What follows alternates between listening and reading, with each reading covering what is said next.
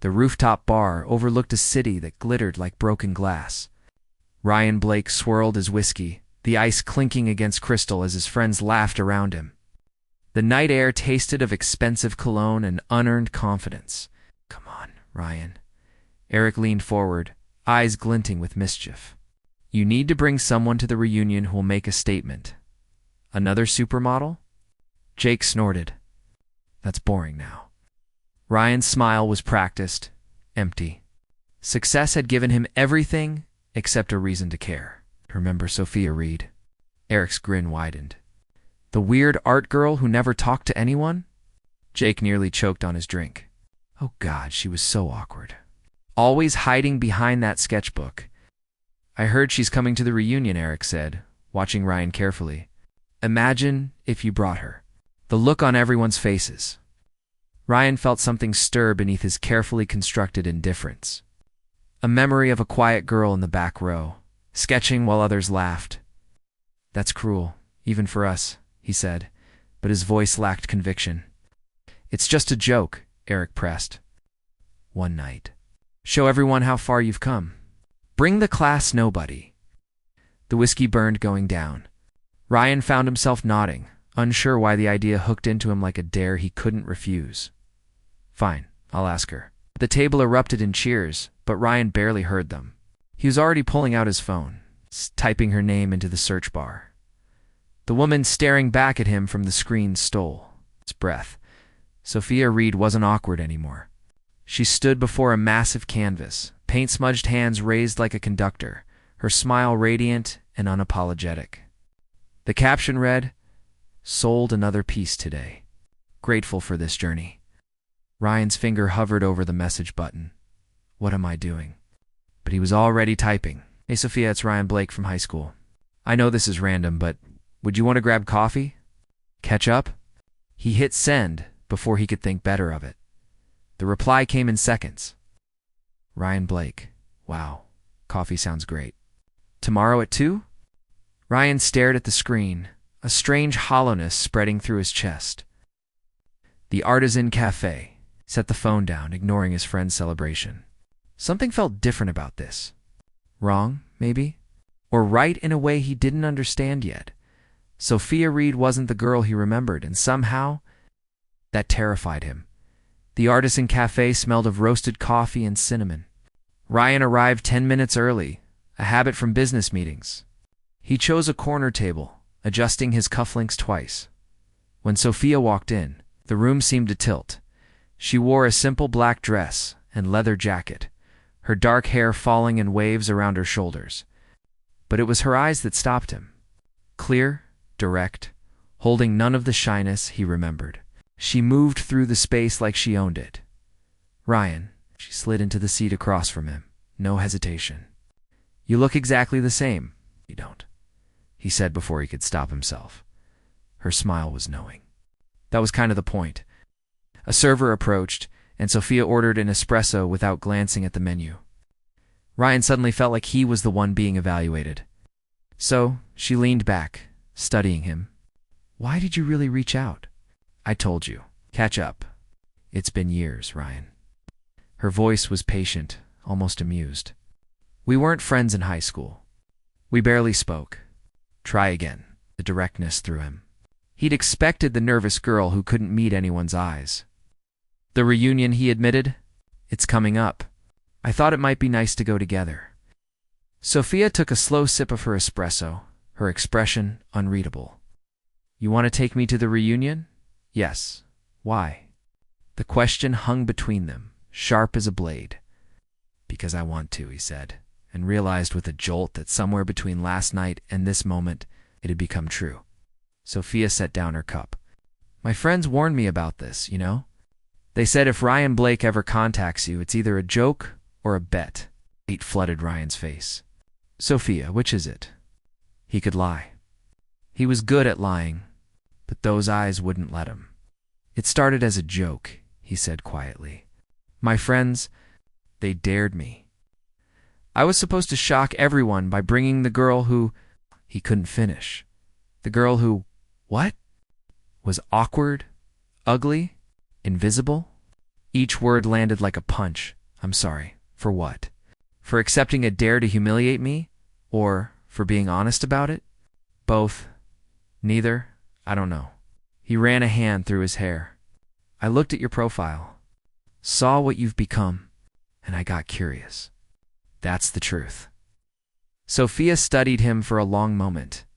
Then she did something that shocked him. She laughed. You know what? I'll go with you. What? To the reunion. I'll be your date. Ryan stared at her. Why? She leaned forward, and he caught a hint of jasmine perfume. 'Cause I want to see the look on your face when you realize you're not the only one playing a game. Ryan Blake. Before he could respond, she stood, dropping cash on the table. Pick me up at 7. And Ryan, wear something that makes you feel powerful. You're going to need it. She walked out, leaving him sitting alone with a cold coffee and the unsettling feeling that he'd just made a deal with someone far more dangerous than he'd anticipated. His phone buzzed. A text from Eric. Did she say yes? This is going to be hilarious. Ryan stared at the message, then at the door Sophia had just walked through. What have I done? The hotel ballroom sparkled with fairy lights and nostalgia. Ryan waited in the lobby, tugging at his collar. When Sophia stepped out of the elevator, the world narrowed to just her. She wore a red dress that moved like water, her hair swept up to reveal the curve of her neck. She was devastating. Close your mouth, Ryan, you'll catch flies. Managed to laugh, offering his arm. You're really committed to this. Oh, we haven't even started yet. It's inside. Heads turned. Whispers rippled through the crowd like wildfire. Ryan felt Sophia's hand tighten on his arm, just slightly. Nervous? He murmured. Terrified, she whispered back. But that's the point, isn't it? Eric and Jake appeared, drinks in hand, their expression shifting from amusement to shock. No way, Jake breathed. Sophia Reed. Hello, Jake. Her smile was polite, distant. I see you still laugh at your own jokes. Ryan bit back a grin as Jake's face reddened. The night blurred into champagne and old stories. But Ryan couldn't focus on anyone except Sophia. She moved through the crowd with quiet grace, her comments sharp and precise, dismantling every condescending remark with surgical precision. You've changed, he said during a slow dance. Had to, she replied, her hand warm against his shoulder. Staying that scared girl would have killed me? What happened? Her eyes met his. I got tired of being invisible, so I made myself impossible to ignore. Something in her voice made his chest ache. Sophia, don't, she said softly. Don't pretend you care now, Ryan. We both know what this is. Do we? Before she could answer, Eric stumbled over, phone in hand, drunk and grinning. Ryan, buddy, you gotta see this. I've been recording everything. The guys are going to lose it when they see.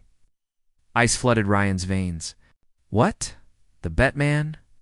You actually brought Sophia Reed. This is gold. Eric's laughter was too loud, too cruel. Wait till they see how she cleaned up. Still the same desperate girl underneath, right? The music stopped. Or maybe Ryan just couldn't hear it anymore. Sophia's face went blank, a mask sliding into place. She stepped back from him, and the distance felt like miles. Sophia. His voice cracked. Was any of it real? She asked quietly. The coffee. The honesty. Or was it all just part of making the joke better? No. I swear. Liar. The word cut deeper than any blade. She turned to leave, but Ryan grabbed her wrist. Let me explain. She looked at his hand, then at his face, and something in her expression shattered. You know what the saddest part is? Her voice was barely a whisper. I knew. From the moment you texted me, I knew it was a setup. But I came anyway because I thought maybe, just maybe, you'd surprise me. That you'd be different than the boy who stood by and watched while they laughed at me? I'm sorry. Oh, you're not. You're just sorry you got caught. She pulled away, and this time he let her go. As she disappeared into the crowd, Eric clapped him on the shoulder. Dude, that was intense. Did you see her face? Priceless. Ryan turned slowly. His fist connected with Eric's jaw before he even realized he'd thrown the punch. The ballroom erupted in chaos. But Ryan was already pushing through the crowd. Searching for red dress in a sea of faces, she was gone. His phone buzzed. A text from an unknown number? You want to know the real joke, Ryan? I was falling for you. That's what makes this so perfectly cruel. Goodbye. He stared at the message, the words blurring. No, no, no. No, he ran. Rain hammered the city streets as Ryan drove through downtown, wipers fighting a losing battle. He'd been to 3 places already. Her apartment. Her gallery. The coffee shop where they'd met. Nothing. His phone rang. Eric. Man, I'm sorry. I was drunk. I didn't mean where is she? Ryan's voice was raw. What? Sophia, where would she go? How should I know? Ryan, it was just a joke. It stopped being a joke the moment I saw her walk into that cafe. He hung up. Think, where would someone go when their worst fear came true? When the past caught up and proved nothing had really changed? The art gallery, not hers. The one where it started. Ryan remembered now. A comment she'd made during their dance. The West Side Gallery gave me my first show. Changed my life. He found it tucked between a bookstore and a wine bar, lights off, closed sign in the window. But through the glass, he saw her. Sophia sat on the floor, back against the wall, still in her red dress. Her face was buried in her hands. He tried the door. Locked, he knocked. Soft at first, then harder. Sophia, please. She looked up, and the devastation in her eyes nearly broke him. Go away. Ryan? No. I said go away. I love you. The words hung in the rain-soaked air between them. She stood slowly, walked to the door.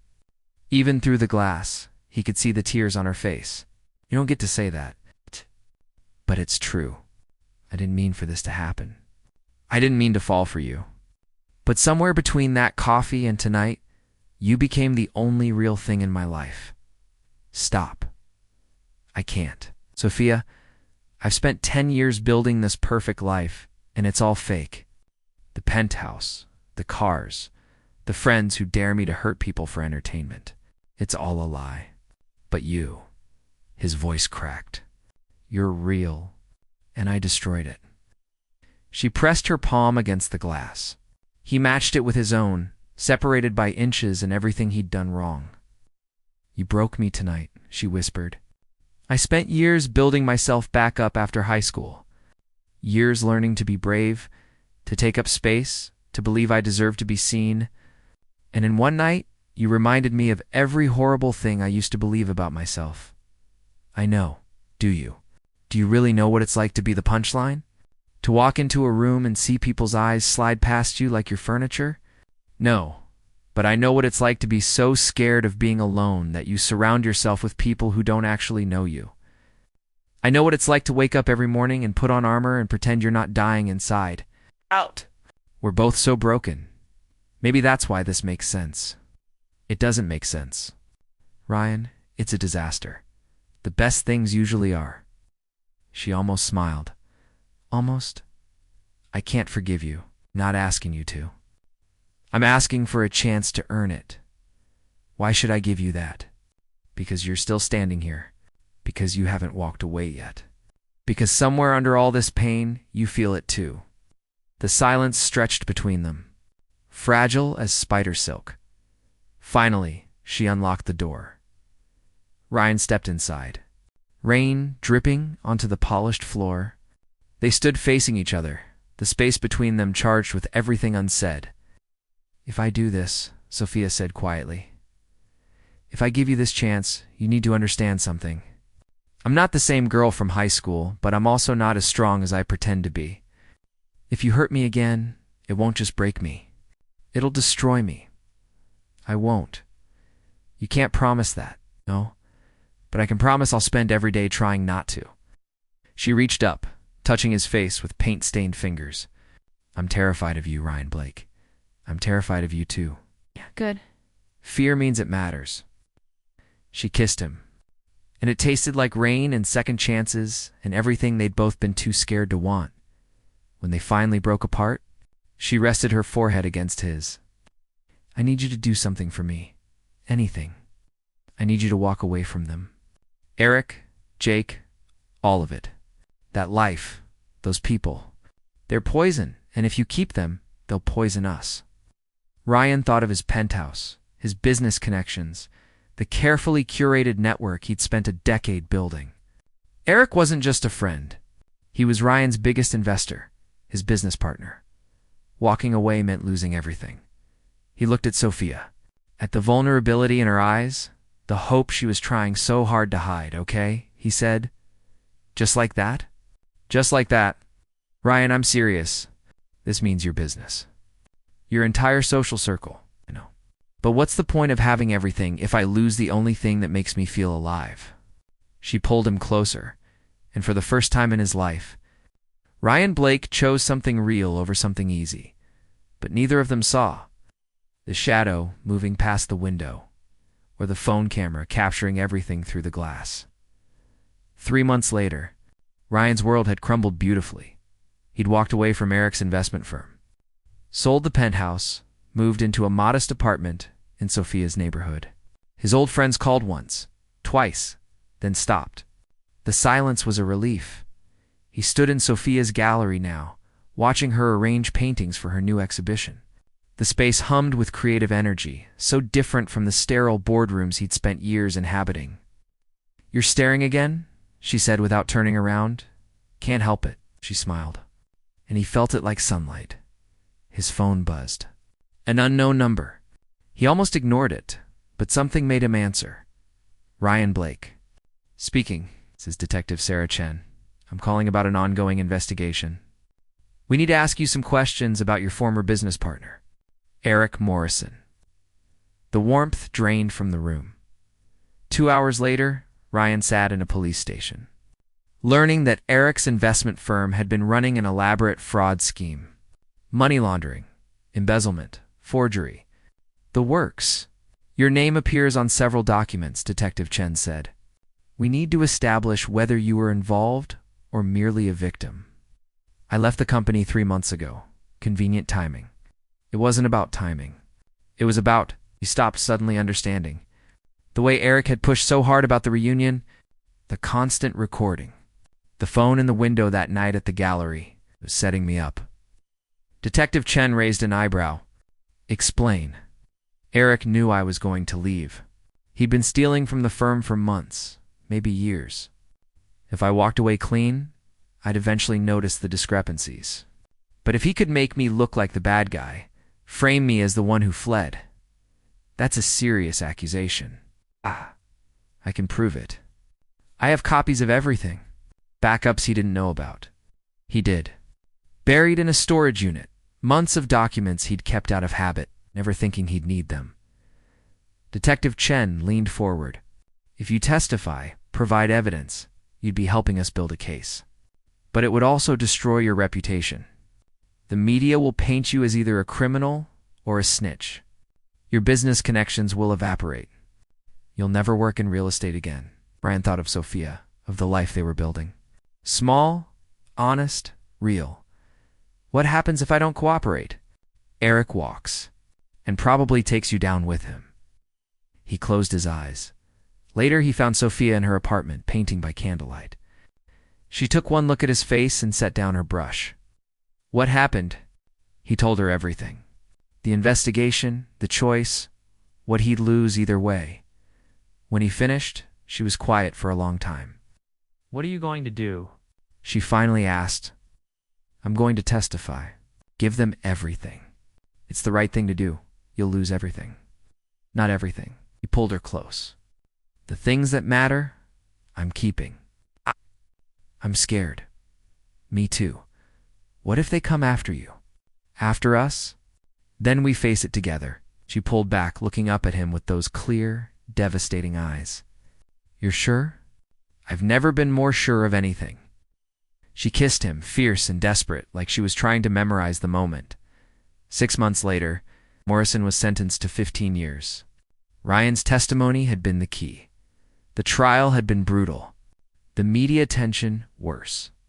Ryan lost his business license, his professional reputation, most of his savings to legal fees, but he'd kept his freedom. And Sophia? They stood in her gallery now, at the opening of her biggest exhibition yet. The paintings covered the walls, vibrant and raw, a visual journey through pain and transformation. One painting dominated the center wall. A man in a suit standing in the rain, palm pressed against glass. On the other side, a woman in red, reaching back. The title placard read, "The Space Between Broken Things." "Do you regret it?" Sophia asked quietly, standing beside him. Ryan thought about his old life. The penthouse, the false friends, the hollow victories. Not even once. "I sold the painting," she said.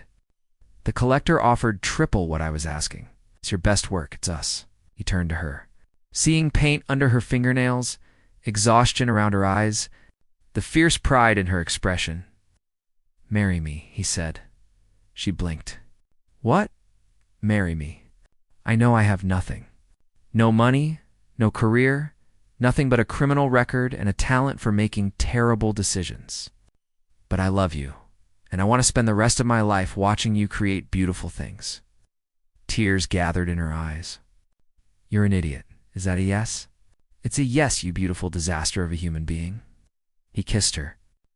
There in her gallery, surrounded by paintings that told their story better than words ever could. Later, as they walked home through the city streets, Sophia squeezed his hand. "Ryan?" "Yeah, thank you." "For what?" "For choosing me? For choosing us? For being brave enough to become someone worth knowing?" He stopped walking, pulling her close. Above them, the city lights blazed against the night sky, indifferent and eternal. "I was drowning," he said quietly. "In that life, in those lies, in the person I'd convinced everyone I was. And then you walked into that cafe, and it was like someone threw me a lifeline. You didn't save me, Sophia. You showed me how to save myself." She smiled, fierce and beautiful. "We saved each other. Yeah, we did." They continued walking, two broken people who'd found a way to make something whole. The past couldn't be changed, the scars couldn't be erased, but they could choose what came next. And they chose each other. Every single day. The end.